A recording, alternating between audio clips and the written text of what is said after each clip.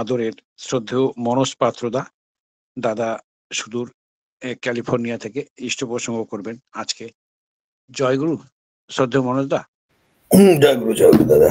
আমি ভাবছি আচ্ছা আমি ভাবছিলাম একটা ভজন বা কিছু হবে তো একটা যাই শুরু করুন। জয়গুরু করবো। আচ্ছা ঠিক আছে, দেখি। वंदे लोक तिलकम सात्वत वार्ता विभूषणम अमर कृत्यार्चनम प्रबुद्धम लोक जीवनम प्रणय प्रमत्त जागदीपनम वंदे जीवन जीवनम सत्पुरुषम वंदे जीवन जीवनम सत्पुरुषम। এই অনলাইন এটা দৈনিক সৎসঙ্গ হয়, আমি যা বুঝলাম। সৎসঙ্গে উপস্থিত আপনার সবাইকে আমার আন্তরিক জয়গুরু এবং আমি যথাযথ স্থানে আমার প্রণাম জ্ঞাপন করি। কালকে আমাদের এখানেও একটা সৎসঙ্গ ছিল, আর তারপর এই দিওয়ালি সেলিব্রেশনস করে একটা বিরাট বড় পাড়ায় অনেক মানুষ জমা হয়েছিল। 30,000 35,000 মানুষ। আমেরিকায় অনেক বেশি, 30,000 বলে 10-15,000 কারও ছিল। বিরাট বড় জায়গা। আমরাও গিয়েছিলাম, সৎসঙ্গ পরিবার থেকে আমাদের ডাকা হয়েছিল, আপনারা এসে কীর্তন করবেন। একটা ছোট রথ টানা হলো আর আমরা ওর আগে আগে কীর্তন করলাম। বেশি সংখ্যা নেই, আমাদের গুরু ভাইয়ের সংখ্যা 25-30 মধ্যে। 30,000 মানুষ মধ্যে আমরা 25-30 জন ছিলাম। আমরা ওখানে কীর্তন টীর্তন করে রাত্রিতে ওই রাবণ ধ্বংস দেখে আমরা অনেক রাত্রিতে ফিরে এসেছি। গলাগুলো আমার একটু একটু বসে আছে। যাই হোক, ঠাকুরের দয়া দেখছি, যখন মানুষ একটা উৎসব পরিবেশে থাকে তখন ওর মনের একটা বিস্তৃতির ভাবটা থাকে। ওই সময় একটা মানুষ আরেকটা মানুষের দোষগুলোর প্রতি বেশি নজর দেন না। আমেরিকায় জেনারেলি এত ভিড়ভাড় হয় না। আপনারা এয়ারপোর্ট যান বা কোন মলেও যান, মানুষগুলো এক মানুষ আরেক মানুষ থেকে একটু ডিস্টেন্স মেনটেন করে রাখে। আর কিউইং আপটা এখানকার কালচারে আছে। কোথায় যদি কিছু এক প্রোডাক্ট নিতে হবে,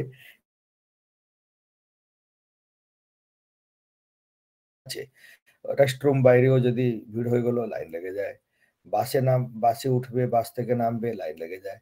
কোথায় যদি কিছু ফ্রি স্যাম্পলস গুলো পাওয়া যায়, তাড়াতাড়ি মানুষগুলো যায়, তো ফ্রি স্যাম্পলস পেলে মানুষ যায় কালেকশন করতে, তবুও লাইন লেগে যায়। আর এটা এখানকার ন্যাচুরাল আছে একদম। চেক আউট রেজিস্টার হলো, ভিতরে গেট ভিতরে ঢোকানো হলো, ইটস। আর এখানে ওই পিছন থেকে এসে কেউ আগে চলে যাবে বা ধাক্কামুখি হয় না, জেনারেলি হয় না। আর কালকে উৎসবে দেখলাম এত ভিড় আছে, ওখানেও হচ্ছে না, কিন্তু তবুও মানে কার উপর কেউ ওভারস্টেপ করে গেল বা কার একটু ধাক্কা টেকে লেগে গেল, কেউ কিছু বলছে না। আর ভাবে যদি এই উৎসবের পরিবেশটা না থাকে আর এমনি যদি আর কোথায় হয়, তখন কিন্তু ছোট ছোট জিনিসে একটু বিবাদ উৎপন্ন হতে পারে। তো ঠাকুর সত্যানুসরণে লিখছেন কি, আমরা যখন বিস্তৃতির নিকটে যাই, মন বিস্তৃতি লাভ করে, আর সংকীর্ণতা নিকটে গেলে মন সংকীর্ণ হয়। দেখেন, এই উৎসব পরিবেশটা এরকম পরিবেশ, যে পরিবেশে মানুষ যায় কোনো একটা আরাধ্যা দেবের পুজো করতে। যারা দুর্গা মার পূজা করছে তারা দুর্গা প্যান্ডেলে যাচ্ছে, যারা ভগবান রামের লীলা চলছে বা ওই রামনবমী ওটা শেষ হলো ওই ভাবনে যাচ্ছে। কোনো ইষ্ট আরাধ্যা দেবকে ডাকুক, ওর কিন্তু মনের মূল ভাবটা হলো কি আমরা যাচ্ছি একটা উৎসব পরিবেশ আছে, বিস্তার করবো, ওখানে কালচারাল প্রোগ্রাম দেখবো বা পার্টিসিপেট করবো, এই ভাবনে মানুষগুলো যাচ্ছে। তো এটাকে যদি আমরা নিজের স্বভাব মতে আনতে পারি আর কনসিয়াসলি যদি আমরা সবসময় বিস্তৃতির সঙ্গে যদি যুক্ত হয়ে থাকতে চাই, তো আমাদের মাইন্ডটা ওটা কন্টিনিউয়াসলি এক্সপ্যান্ড হতে থাকবে। আর এটাই আমাদের ধ্যেয়। আমি এই আজকে সৎসঙ্গের যখন ধ্যান চলছিল তখন দেখছিলাম কি আছে, কিছুদিন আগে পূজনীয় বিঙ্কিদার একটা আর্টিকেল এসেছিল। তিনি পাঠিয়েছিলেন আমাদের একটা ম্যাগাজিনে, আমরা সংগৃহীত করলাম গুরু পরিবার থেকে। আচার্যদেব নিজেও একটা আর্টিকেল লিখে পাঠালেন। আমাদের যে বার্ষিক উৎসবটা হলো গত মাস নিউ ইয়র্কে, তো আমরা প্রত্যেক বর্ষে একটা ম্যাগাজিন পাবলিশ করি। এবার অনেক দেরিতে এটা আভাসে গেল কি কোনো কমিটি তৈরি হয়নি, আর সোভিনির কেমন হতে পারবে না। তবুও 4-5 জন যারা প্যাশনেট তারা বলল আমরা করব। আর মিশিয়ে আমরা একটা ম্যাগাজিন করতে পেরেছি। ছোট হলেও কিন্তু খুব ভালো, অন্তত ৩০-৫০ টা আর্টিকেল আছে। আর ওর মধ্যে ১ম বার এমন গুরু পরিবার থেকে আমরা ৩ টা আর্টিকেল পেয়েছি। আমরা আচার্যদেবের কাছে আ আশীর্বাদের জন্য নিবেদন করলাম। আর তিনি বললেন, "ছোট আশীর্বাদই নিয়ে আমি একটা লেখ পাঠাবো।" আর তিনি একদম সুন্দর লেখ পাঠিয়েছেন। ওইজন্য বিঙ্কিদাও পাঠিয়েছেন। আর আচার্য দেবের একজন বোন এখানে থাকেন সুতপা মা, তিনিও একটা আর্টিকেল পাঠিয়েছেন। এ আমি বিঙ্কিদার একটা আর্টিকেলটা পড়ছিলাম। তিনি লিখছেন কি, মানুষের কাছে এতগুলো দিব্য গুণ আছে, যেটা এই বিস্তৃতি লাভ করার জন্য ওকে দেওয়া আছে। কিভাবে দিয়ে মানুষ বাড়তে পারে? মানে নিয়ে মানুষ বাড়ে না, দিয়েই মানুষ বাড়ে। হ্যাঁ, অন্যকে ভালোবাসা দিয়ে, আর বিশেষত অন্যকে সেবা দিয়ে, অন্যকে দান দিয়ে। দানটা ভৌতিক স্তরে হয়, সেবাটা আধ্যাত্মিক স্তরে হয়। কিন্তু দিয়েই মানুষ বাড়তে পারে, নিয়ে মানুষ বাড়ে না বেশি। নিয়ে প্রয়োজন হলে মানুষটা নিবে, নিজের ইয়ে। কিন্তু আমরা যদি একটু চোখ বন্ধ করেও ভাবি, তো অনেক মানুষই বলে যখন উম অন্যের জন্য করবে, অন্যের পরিধিতে থাকে নিজের পরিবারের মানুষ, আর ধরো কতগুলো একদম ক্লোজ ফ্রেন্ড সার্কেল বা নেইবারহুডেও যদি নিজের পাড়া পরিচিত কয়েকজন মানুষ। কিন্তু ওটাই আমাদের পরিধিটা বাড়াতে হয়। আমরা আমাদের পাড়া পরিচিতি যারা আছে, ওদের জীবনের সঙ্গে আমাদের জীবনের একটা ঘনিষ্ঠতা আছেই আছে। আমি নির্ভর করি অন্যের উপর, তারাও নির্ভর করে। ইন জেনারেল একটা সমাজে যখন আমরা থাকি, আমরা এক মানুষকে ব্যক্তিগতভাবে জানি বা অজানি, কিন্তু অনেক উপরে আমরা নির্ভর করি। আমি যো আমি দোকানে গিয়ে একটু টাকা দিয়ে কিছু জিনিসগুলো নিয়ে আসি। আমি ফল খরিদ করলাম, ও ফলটা চাষ কে করলো? ওকে আবার কে হারভেস্ট করে ট্রান্সপোর্ট করে নিয়ে আসলো? কে এসে একে গোদামে দিল? গোদাম থেকে আবার তুলে কে নিয়ে আসলো? ট্রাকে কে ট্রান্সপোর্ট করে এনে রিটেল স্টোরে দিয়েছে? কতগুলো মানুষ ইনভলভ। ফল যেমন হলো চাল, ডাল, এই স্পাইসেস এত মানুষ ইনভলভ হয়ে আছে। শুধু আমার একবেলার খাবার তৈরি করার জন্য আমি যা নিয়ে এসেছি, ওর মধ্যে কত শহ মানুষের কিছু না কিছু যোগদান আছে। আর একটা মিল ছাড়া অন্য জিনিসও আছে। আমার কাপড় পরা আছে। সব জিনিস যদি দেখি, হাজার মানুষের যোগদানে আমার জীবনটা চলছে। তার অর্থ হলো আমার জীবনের উপর ওনার সবার কিছু না কিছু রোল আছে। আর তাই আমি যদি চাই আমার ভালোর জন্য, আমার খাওয়াটা যদি উত্তম হবো, আমি একটু বেশি ভালো থাকবো। আমার কাপড়গুলো যদি একদম উত্তম থাকবে, তো আমার একটু ভালো ভাব থাকবে। যাগুলো আমি নিয়ে বসবাস করছি, তারা যত উত্তম আর যত ভালো হবে, তখন আমার জীবনটাও তত সহজ সরল হবে, আর আমার একটা তৃপ্তির ভাবটা বাড়বে। আ এইগুলো তো কিন্তু আমি তো নিজে তৈরি করছি না, করছে অন্যেরা। তো যে করছে, ও যদি দক্ষ হয়ে উঠবে, ওর যদি ভাবটা ভালো হবে, তো জিনিসটা করছে আর আমি ওটা উপভোগ করছি, ওটাও ভালো হবে। তাই জন্য অন্যকে দিয়ে বড় করাই নিজের বাস্তব ভালো হওয়ার উপায়। অন্যকে ছোট দেখে, অন্যকে ঘৃণা করে কোনো মানুষ বেশি দেরি শান্তিতে থাকবে না। তো ঠাকুর বলেন, "সবাইকে বড় করবি যত, ততই বড় হবি রে তুই। বড় হবার একটি পথ, একটি ছাড়া নাইটি তুই।" সবাইকে বড় করতে হবে। মানুষকে ছোট দেখে ছোট করিয়ে নিজের কিন্তু বড় হবার কোনো দরজা খোলে না। একেকটা দরজা বন্ধ হতে থাকে। তো ঠাকুর তো তিনি ওই আর্টিকেলে তিনি লিখছেন, তাই জন্য যদি কেউ যাচক আমাদের কাছে আসে, তো ওকে দেওয়াটাই আমাদের জন্য সবই। দিলে আর দিয়ে মানুষকে কৃতজ্ঞ হতে হবে। কারণ আমার কাছে যে এসেছে, ওটা আমাকে একটা সুযোগ দিয়েছে। আমার দয়া ভাবের উদ্বোধনা হবে। আমার একটু ভেতরে গিয়ে এক পরিপক্ক চিন্তা করার সুযোগটা পেলাম। আর তারপর আমার সামর্থ্যানুসার আমি দিব।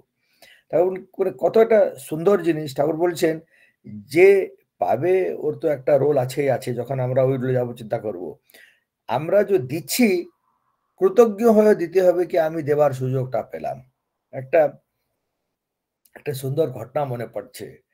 আমি হ্যাঁ, এই ভারতবর্ষে দেখো ভারতটা হচ্ছে একটা আধ্যাত্মিক দেশ, আধ্যাত্মিক প্রদেশ। মাঝে অনেক সাধু সন্তরা এখানে জন্ম নিয়েছেন।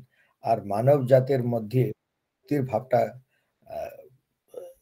গজিয়ে রেখেছেন। কারণ পুরুষোত্তম অবতারিত হন এক অবতারের আরেক অবতারের মধ্যে শহ শহ বর্ষ আগে তো হাজার হাজার বরস লাগতো। তারপরে কলিযুগে ভগবান বুদ্ধ জিসাস ক্রাইস্ট ওদারের জন্ম মধ্যে 500 বর্ষ। জিসাস ক্রাইস্ট হজরত রসুল আবার 500 বর্ষ। হজরত রসুল চৈতন্য মহাপ্রভু 1000 তে বেশি বর্ষ। তো এই যে এত লম্বা গ্যাপের মধ্যে ওনার কথাগুলো এই পুরুষোত্তমের কথা তো সব জায়গায় চারিয়ে না। আর মানুষগুলো ধীরে ধীরে সময়ের সঙ্গে ওনার কথাগুলো ঠিক বুঝতে পারে না। একটু বিঘটন ঘটতে থাকে। যখন সম্পূর্ণ মানব জাতের একটা ইভলিউশন ওই ইভলিউশন মধ্যে ওনার কথাগুলোকে কিভাবে কন্টেক্সচুয়ালাইজ করে ধরা যাবে ওটাও লোপ হয়ে ধীরে ধীরে তো ধীরে বিঘটনে আবার তিনি অবতারিত হন।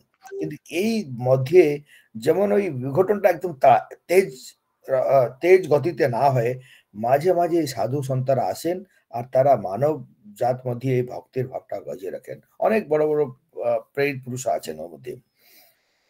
তো এই সময় এক সময় ছিল যখন উত্তর ভারতে অনেক বড় বড় সন্ত কবি জন্ম নিয়েছেন। সন্ত তুলসীদাস, রামদাস, রহিম, এমন করে সুরদাস, এমন করে অনেক হয়েছে। ওনার ভজনগুলো এখনো মানুষরা গায়। কবির দাস, ওনার দোহাগুলো, ওনার ভজনগুলো এখনো অনেক মানুষ অনেক জ্ঞানভূত আছে। এর মধ্যে ছিলেন একজন সন্ত রহিম। সন্ত রহিম এমন মুসলিম পরিবারে জন্ম নিয়েছেন। আমরা জানি যখন দেশের উপর আক্রমণ হলো ওই ওয়েস্ট এশিয়াতে শাসকগুলো এসে ভারতের করলো কবজা করতে আরম্ভ করলো। ওনার তারা খড়গ বলে অনেক মানুষকে করেছে তোমার মতান্তরণ করো। তারা বলে ধর্মান্তরণ, আমরা তো ধর্ম বহু বলে বুঝি না। ধর্মটা আমি ভাবি এক, আমরা সবাই বুঝি এক। ধর্মের যে বৃহৎ ডেফিনেশন ঠাকুর দিয়েছেন, অন্যের কে ভালো করে নিজে থাকা, বাঁচা বাড়া রীতিনীতিকে মানাই হলো ধর্ম। তাই জন্য ধর্ম বহু কখন হয় না, ধর্ম এক আর অখণ্ড। তবে এই যে মতগুলো আছে, কে কোন পুরুষোত্তমকে লেগে ওনার মতবাদী হয়েছে, ওনার অনুযায়ী মত ওরা মত। তো তারা সবাইকে বলে তোমরা মুসলিম হতে।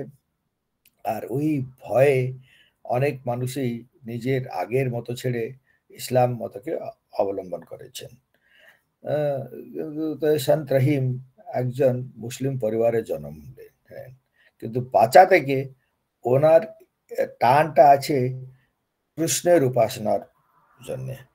বা মুসলিম পরিবারে যখন নামাজ করে করে সব করে ওটা যায়, কিন্তু কৃষ্ণের প্রতি অনুরক্তিটা একদম স্বতঃজাত। যেমন ধীরে ধীরে বড় হন, একটা বড় পরিবারে জন্ম হয়েছে। ওনার বাবা ওই মুসলিম প্রশাসকের বড় পদে ছিলেন।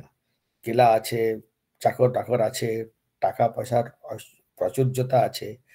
তো বাবা মারা যান। বাবা মারা যাওয়ার পর তিনি দেখেন এই সব জিনিস তো ওনার কোনো লাগে না বেশি। তো ওনাদের চাকর টাকরকে বললেন আমি এসবগুলো দান দিয়ে শেষ করব। আর প্রত্যেক দিনই দানের একটা স্টাক করা যেত। ধীরে ধীরে যারা সমাজে যারা দরকার আছে, যারা একটু গরিব দরিদ্র যারা আছে, ওরা এসে লাইনে বসতেন।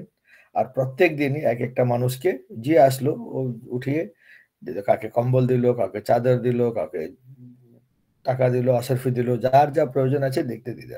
আর দেওয়ার সময় কি করতো, ওই মুখটা নিজে নিচে করে চোখটা উপর না করে এও দেখছে না কে এসছে। ওই চাকর টাকররা লাইনে করে রেখেছে, সবাই কাউকে কে লাগবে ওটা আগে লিস্ট করে রেখেছে। একজন যখন আসে ওটা একজনকে বাড়িয়ে দিয়ে ওটা তুলে হাতে দিয়ে দেন। আর দেখে চোখটা উপর করে দেখে না কাউকে দিচ্ছে।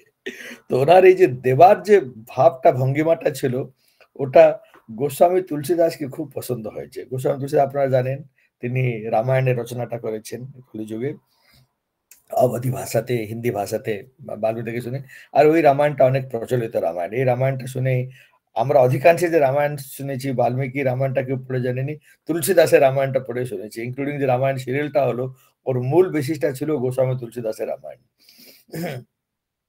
তো তুলসীদাস একটা সুন্দর দোহা লিখে রহিমের কাছে পাঠান। দেখেন दान ऐसी देन जो जित देखे चित सैन ज्यों ज्यों কার উপর করো त्यों त्यों নিচে নেন।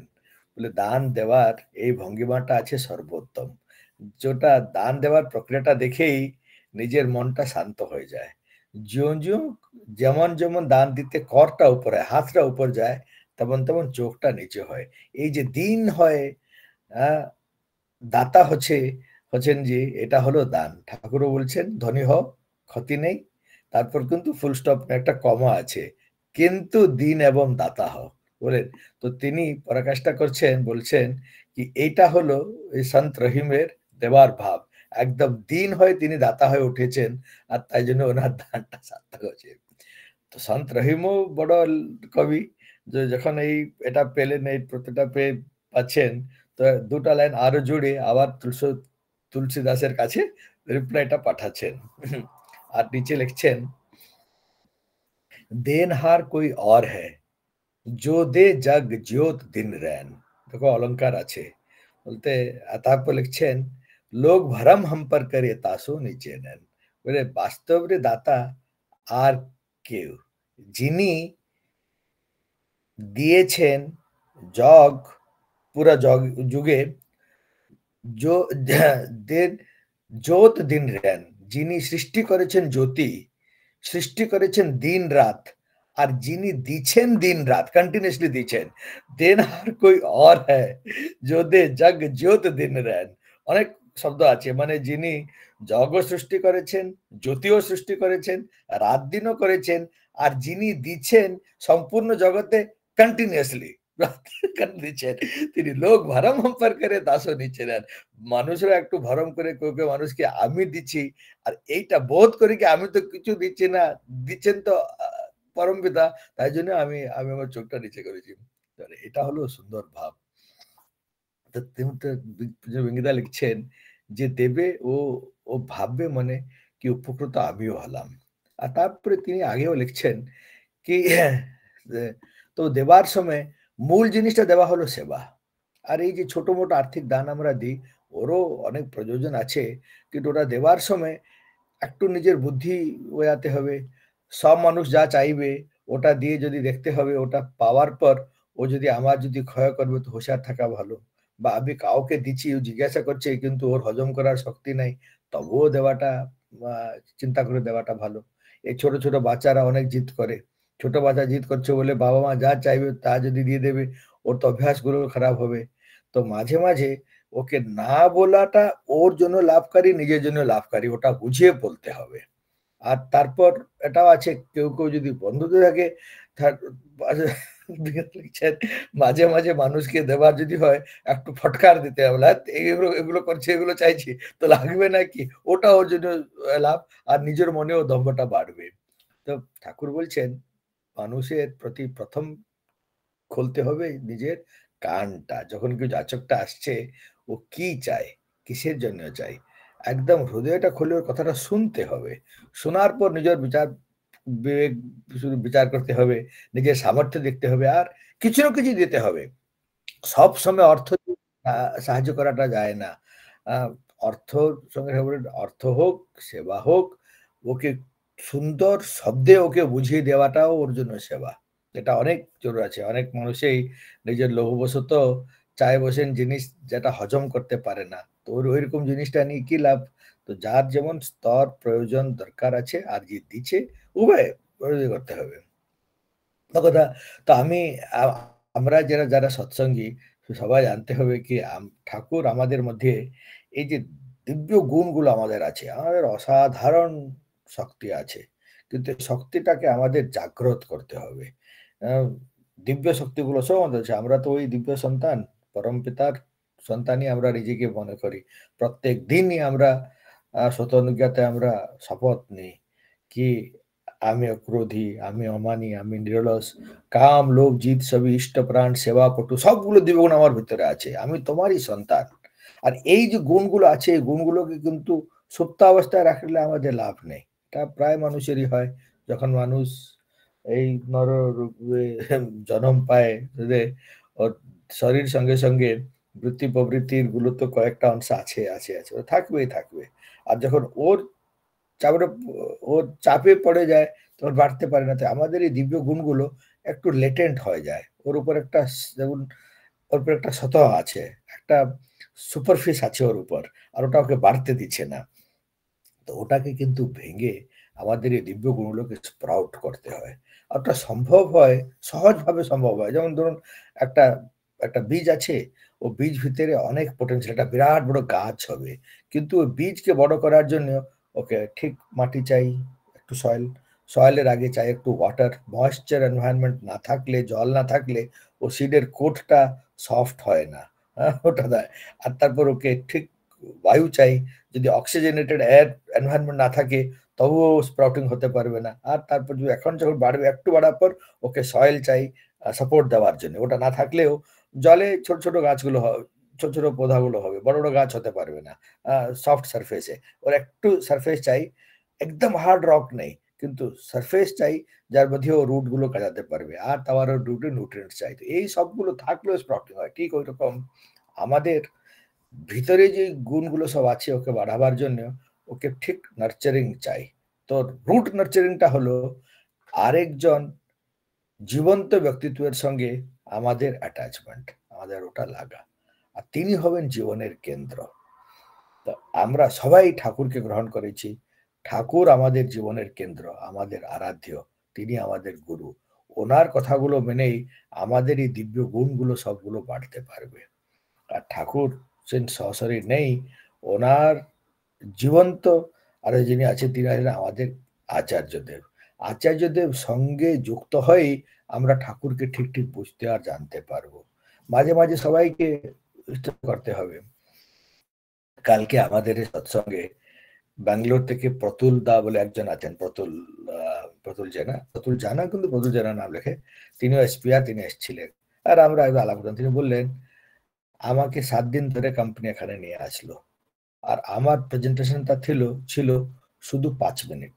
আর এই 5 মিনিট প্রেজেন্টেশনটা আমি কয়েকবার জুমেও দিয়েছি, ভিন্ন ভিন্ন গ্রুপতে। ঠিক আছে, 2-4 মানুষ হয়তো আলাদা ছিল, নতুন ছিল। আর শুধু এখানেই ব্যাঙ্গালোর থেকে এসছে 8-10 জনের টিম, ব্যাঙ্গালোর আর বাকি ইন্ডিয়ান লোকেশন থেকে এসছে। আর সবাইকে মিটিংও হলো, আবার ঘোরাতে টোরা সাইট সিং এর জন্য গোল্ডেন গেট হলো, নাপা ভ্যালি হলো, কোথায় কোথায় অফিসিয়ালি নিয়ে গিয়েছিল। একটা আইল্যান্ড আছে, ছোট আইল্যান্ড, ওখানে নিয়ে গেছিল। তো ওনার প্রয়োজনটা কি, তার নিজে বলছে আমরা এই যে বড় বড় কোম্পানিগুলো নিজের এমপ্লয়িজ উপর লাখ লাখ টাকা খরচ করে, এক এক মানুষকে নিয়ে আসে, লাখ টাকা খরচ করে ওকে বড় 5 স্টার হোটেলে রাখে, বড় কনফারেন্স রুমে নিয়ে যায়। আর এক একটা মানুষ শুধু 5 মিনিটই অফিসিয়ালি বলছে, কিন্তু প্রেজেন্টেশন টাইম বাইরে তারা অন্যের সঙ্গে নেটওয়ার্কিং করছে, ওদের সঙ্গে একটা ফেস টাইম নিচ্ছে। তারা বলছে জুম মিটিং এ মানুষগুলোকে দেখে আলাপ করা আর ওর সঙ্গে এক টেবিলে বসে কফি খাওয়ার সঙ্গে হোক বা হোক আলাপ টালাপ করারে একটা বিরাট বড় ডিফারেন্স আছে। এই যে পার্সোনাল কানেকশন আর বন্ডিংটা বেড়ে যায়, আর এটাকে তারা ম্যানেজমেন্ট সার্কেলে নেটওয়ার্কিং বলে, ক্রিয়েশন অফ র্যাপো বলে। তারপর যখন নিজের জায়গায় কাজ করবে, একটা মেল যদি কেউ পাঠায়, ও মেলের বলবে আরে আমি তো মানুষকে জানি, ওর নিজের থেকে ওটাকে ঠিকভাবে রেসপন্ড করা, ওকে একটু প্রায়োরিটাইজেশন দেওয়াটা বা ডিপ কাজ করাটা ওইটা পারে। মানে এটা এই জন্য তারা ইনভেস্ট করে তারা টাকা। এটা নিয়ে গিয়ে মানুষটা আসবে গজবে, ঠিক আছে, একটা ফিল গুড ফ্যাক্টর আছে। মেন হলো একটা এমপ্লয়ি আরেকটা দূরের দেশে কাজ করার এমপ্লয়ের সঙ্গে একটা পার্সোনাল বন্ডিং ক্রিয়েট করবে, তাই জন্য তারা এত টাকা করছে। এরা তো সব প্রফিট ওরিয়েন্টেড বিজনেস, এরকম বোকা নয় কি লাখ লাখ টাকাগুলো খরচ করবে আর ওর থেকে লাভ হবে। কারণ তারা জানে যখন এই এমপ্লয়িজ গুলো পরস্পরকে জানবে পার্সোনাল লেভেলে আর ওকে কাজ করবে, ওভারঅল প্রোডাক্টিভিটিটা বাড়বে। আগে ওকে আটকাতো, একদিনের কাজটাকে 4 দিন থেকে টেনে নিত, এখন উল্টা হবে, 4 দিনের কাজ তার জন্য 1 দিনের মধ্যে হবে, ও তো লাভ আছে। এটা আমরা যদি একটু ভাবি, এটা হলো চলো প্রফেশনাল স্তরে হলো, আমরা আধ্যাত্মিক স্তরেও বাড়তে চাই। যিনি আমাদের আচার্য দেব, ওনার মাধ্যমে আমি ঠাকুরের কথা শিখছি, ওনার সঙ্গে আমার যদি ফেস টাইম না হবে তো কেমন বন্ধুত্ব বেশি বাড়বে, ভেবে দেখুন। তাই জন্য মাঝে মাঝে ইষ্ট সঙ্গ করতেই হবে। আপনারা তো ভারতবর্ষে আছেন, সুবিধাও আছে, তবুও আন্ডামান থেকে আমি জানি এত সহজ নয়। আর যে স্তরে কিছু উদ্যম করে প্ল্যানিং করে টাকাও খরচ করতে হবে, তার জন্য আপনারা একটু সঞ্চয় করে তারপর এগুলো সব আছে, কিন্তু প্ল্যানিং করে সুযোগ করে আচার্য সঙ্গ করাই। তারপরে দেব দেবতা হাজার ধরিস, আচার্য যার ইষ্ট নয়, স্পষ্ট করে মনে রাখিস জীবন চলায় নেহাত ভয়, ঠাকুর বলছেন। আমি জানি না আমার কথা আছে, আধ ঘন্টা তো হয়ে আসলো। আমি কয়েকদিন ধরে বারবার সবাইকে বলছি কি নিজের জীবনে আমরা ঠাকুরকে ধরছি, ঠাকুরকে আচার্য দেবের কাছে গেলে তিনি তো বলছেন না কি তিনি গুরু, তিনি বলছেন ঠাকুর আমার গুরু। আমারও গুরু ঠাকুর, তোমার গুরু ঠাকুর। যেটা তিনি ঠাকুরের কথাগুলো কয়েকটা জোর আমরা হয়তো বুঝতে পারছি না, আমাদের চোখের উপরে একটু ধাঁধলামি আছে বা একটু পরিষ্কার দেখা যাচ্ছে না, ওটা তিনি পরিষ্কার করে দিতে পারেন। ওটা তিনি কোথাও একটা দুবিধা আছে, মানে ঠিক বোঝা যাচ্ছে না, এই কথাটা ঠিকভাবে বুঝতে পারছি না। আমি তো একটা একটা ওই সংগঠনটিতে শুনলাম ওইদিন, ঠাকুরের এই যে কথাটা আছে, ধনী হও ক্ষতি নাই, কিন্তু দিন এবং দাতা হও। দিন শব্দের অর্থটা কয়েকটা মানুষ বুঝতে পারছে না। বলতে দিন শব্দের অর্থটা হলো দরিদ্র হওয়া। বলে না, দিনের বহু অর্থ আছে। একটা কোনো সন্দর্ভে দিনের অর্থ দরিদ্র হতে পারে, কিন্তু এই সন্দর্ভে দিনের অর্থটা হলো হাম্বল হও। তোমাকে হাম্বল হতে হবে। ঠিক আছে, মানে নিরহংকারী হতে হবে। ওটা হলো দিন, দিন এবং দাতা হও। দেখুন ঠাকুরের সব বিষয়ে কথাগুলো আছে, যেটা মানে এমন জীবনের কোনো বিষয় নেই যেটা ঠাকুর বাদ দিয়েছেন। সব বিষয়ে তিনি একদম পরিষ্কার ভাবেই তিনি তিনি লিখেছেন। আর ওনার জীবনের ঘটনাগুলোই তো আমাদের জন্য উদাহরণ, চির প্রেরণা তিনি। ধরুন ঠাকুর মানুষকে, কালকে আমরা এই সৎসঙ্গে আলোচনা করার সময় আমার খারাপ সম্বন্ধ বলছিলাম কি, ঠাকুরকে আমি দেখি এক ট্রান্সফরমেশন এজেন্ট। আজকাল সারা দুনিয়ায় এই এআই চলছে। আমি জানি না কত মানুষ আজকে অডিয়েন্স আছে যারা টেকনিক্যাল, কিন্তু এআই হলো আর্টিফিশিয়াল ইন্টেলিজেন্স। আর ওই আর্টিফিশিয়াল ইন্টেলিজেন্স কে নিয়ে টেকনোলজিক্যাল ওয়ার্ল্ডে যে কাজগুলো হচ্ছে, প্রায় সব টেকনোলজিতে এখন এআই ছাপ কিছু না কিছু আসছে। তো আপনি লুগা ধোয়ার জন্য ওয়াশিং মেশিন তৈরি করেছে, ওয়াশিং মেশিনটার ইন্টেলিজেন্সটা বাড়বে। কিছু বর্ষ আগে ফাজি লজিক দেওয়া হচ্ছিল, তো ঘোরাটোরা করতে স্ক্যানিং করে করে দেখতে পারবে কোথায় আছে। আর ওটা এখন আরো ভালো হচ্ছে। ওটা আর্টিফিশিয়াল কি পুরো নিজে বুঝতে পারবে কি রকম কাপড় আছে, ওই কাপড়কে কত জোরে দিতে হবে জল, ও যদি ওটা ডেলিকেট কাপড় আছে তো নিজেই সফট করে দেবে। এই বিভিন্ন রকমের সব আছে, হোয়াইট কাপড়, কালার কাপড়, stain versus non stain, pattern versus, এগুলো সব নিজেই শিখতে পারবে আর্টিফিশিয়াল ইন্টেলিজেন্সে। ঠিক আছে, তো এখন এআই থেকে ভিন্ন ভিন্ন তাড়াতাড়ি চালছে। এআইতে আবার হচ্ছে জেনারেটিভ ইন্টেলিজেন্স, যেটা কনভারসেশনাল করছে। আবার আপনি যখন কম্পিউটার একটা প্রশ্ন জিজ্ঞাসা করবে, ও চ্যাট জিপিটি বা ওইরকম হলো, তারা ঠিক এরকম উত্তর দিচ্ছে যেমন একটা মানুষ চিন্তা করে দিতে পেরেছে। তবে ও কি করেছে, যতগুলো পাবলিশড আর্টিকেল আছে ও সবগুলো আর্টিকেল গুলো পড়ে, ওটাকে অ্যানালাইজ করে, নলেজ গ্রাফ তৈরি করে, ওখান থেকে জেনারেট করে দিচ্ছে রেসপন্সেস। তাও ওই আর্টিকেলস গুলোকে ভ্যালু করা হয়, কোটা ভালো, কোটা উচিত, কোটা অনুচিত, ভুল ভালো করতে পারে, যদি বাইশ ইস্যু থাকতে পারে। হলো জেনারেটিভ এআই পর এখন এজেন্টিক এআই। এজেন্টিক এআই কি, এজেন্টিক এআই বলছে কি কতগুলো স্পেশালাইজড এজেন্টস থাকবে, আর এজেন্ট গুলো নিজের কাজে এক্সপার্ট থাকবে, তারা সহজে বায়াস হবে না, কারণ ও পুরো দুনিয়াকে দেখে শিখছে না, ওর স্পেসিফিক জিনিসকে দেখে স্পেসিফিক বিষয় শিখছে, আর ওই বিষয়ে ও পারঙ্গত হবে। ভালো এজেন্টিক এআই। আমি বলছিলাম কালকে আমি ঠাকুরকে বলি তিনি হলেন ট্রান্সফরমেশন এজেন্ট একটা মানুষের জীবনে।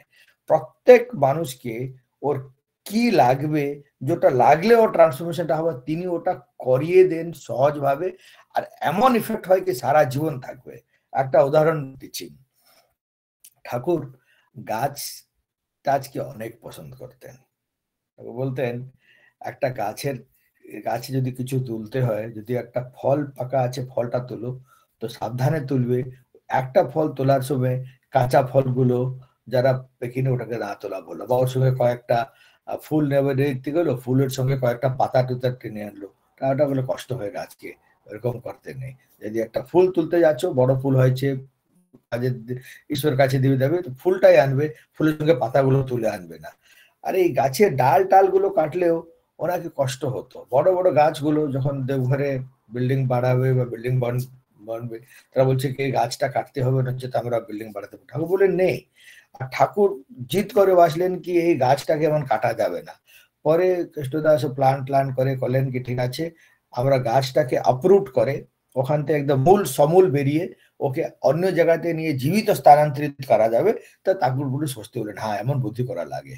তো এমনই করা হতো। ঠাকুরের সময় গাছগুলোকে কাটা যেত না। ঠাকুর এখনো আছে, ঠাকুর কেউ পছন্দ করে না গাছ টাছ কাটতে।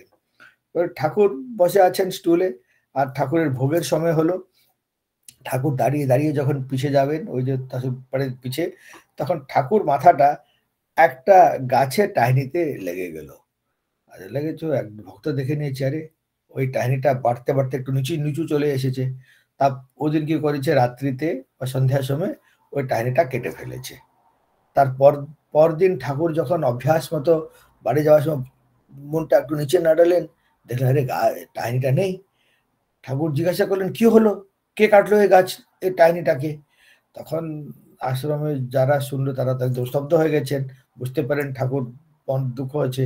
কিন্তু আশ্রমবাসী সহজে পরস্পর পরস্পর বিষয়ে নালিশ করে না, এই ভুল করেছে, এই গুণটা তো বাস্তব সেবকের নেই, তো ওরা চুপ হয়ে আছে।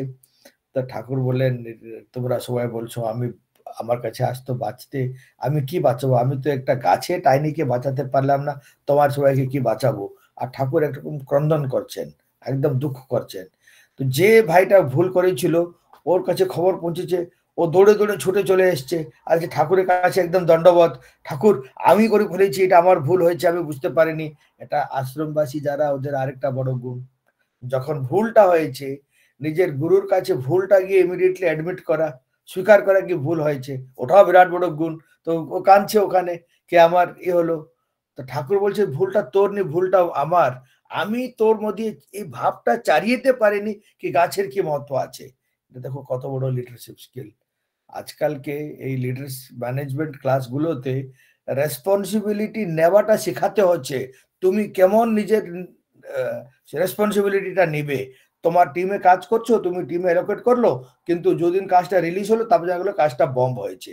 তখন ম্যানেজমেন্ট লিডার্স গুলো কি করে, না এই সিস্টেমের ভুল, ওই প্রসেসের ভুল, এই মানুষের ভুল, কিউএ ডিপার্টমেন্ট ঠিক করলো না, ব্লেম স্টার্ট হয়ে যায়। আর ঠাকুরের লিডারশিপ যখন ওনার অনুয়ায়ীগুলো মানছে না, বলছে তোর ভুল নেই, ভুলটা আমার, আমি তোমাকে ঠিক শিখিয়ে পারলাম না। এক ছোট ঘটনা ওই দিন। তারপর ঠাকুর বলছেন, এই যে গাছের টাহনিটা কাটানো হয়েছে, আমাকে শাস্তি নিতে হবে নিজের উপর। ওই দিন ঠাকুর জিদ করলেন, এরা বলে ঠাকুর না আমি খাবো নিচেতে। ঠাকুরকে ওই দিন পাতাল উপরে ভোগ পরিবেশন হয়নি, জমি উপরে পরিবেশনটা হলো। আর ঠাকুর ওই জমির উপর থেকে যতটুকু খেতে পারলেন, আর তারপর বলে এটা হলো আমাদের শাস্তি। আর ভেবে দেখুন, যারা ওই দিন ছিলেন ওখানে কাছাকাছি, এই যে ভুল যে করলো, আর যারা ওখানে উইটনেস করলো, ওদের জীবনে কত বড় প্রভাব। সারা জীবন একটা গাছের কোনো টাহিনি কাটবেন তারা? বিলকুল কাটতে পারবেন না। মনে ও করবে কি আমার জন্য আমার ঠাকুর একবার মাটির উপর ভাত ডাল দিয়ে একটু একটু খেতে পারেনি, তিনি ক্ষুধায় বরণ থেকেছেন কিন্তু নিজেকে স্বস্তি দিয়েছেন। ঠাকুর হলেন জীবনের ট্রান্সফরমেশন এজেন্ট। এত মূল ভাবে মানুষকে ট্রান্সফর্ম করে কি আবারও ভুলটা যে দেখেছে, যে শিখেছে, শিক্ষা পেয়েছে করবেন না। আমরা জীবনে এরকম ঠাকুরকে পেয়েছি, ভেবে দেখুন। আমরা যদি ওনাকে বাস্তবভাবে পছন্দ করি, তো এইরকম এক এক এক এক ভুলের উপর ওনার প্রভাবে আমরা যেতে থাকবো। যাক, আজকে অনেক সময় হয়ে এসছে। আমি ভাবছি আপনার কাছে প্রার্থনা কি আমরা তো পরস্পর পরস্পরকে সাহায্য করবোই, ঠাকুরকে যত ভালো আমরা মানতে পারি, বুঝতে পারি, আমাদের সবার জীবনেই তত মঙ্গল হবে। আপনার সবার আরেক মিটিং স্টার্ট হবে আমার। আপনার সবাই মঙ্গল কামনা করে ঠাকুরের কাছে প্রার্থনা করে আমি বিদায় নিচ্ছি। সর্বে সর্বে ভন্তু সরাময়া, সর্বে সন্তু নিরাময়া, সর্বে ভদ্রাণি পশ্যন্তু, সর্বে সন্তু নিরাময়া। জয় গুরু দাদা, জয় গুরু। জয় গুরু, জয় গুরু। শ্রদ্ধেয় মনোজ পাত্রদা অসাধারণ সুন্দর ইষ্ট প্রসঙ্গ করলেন। সে ব্যাপারে একটু একটু পরে আমরা আপনার ইষ্ট প্রসঙ্গ সম্বন্ধে আমি দু চার কথা বলবো। তার আগে আমরা দুটো সঙ্গীত শুনবো দাদা। আজকে আমাদের সঙ্গীত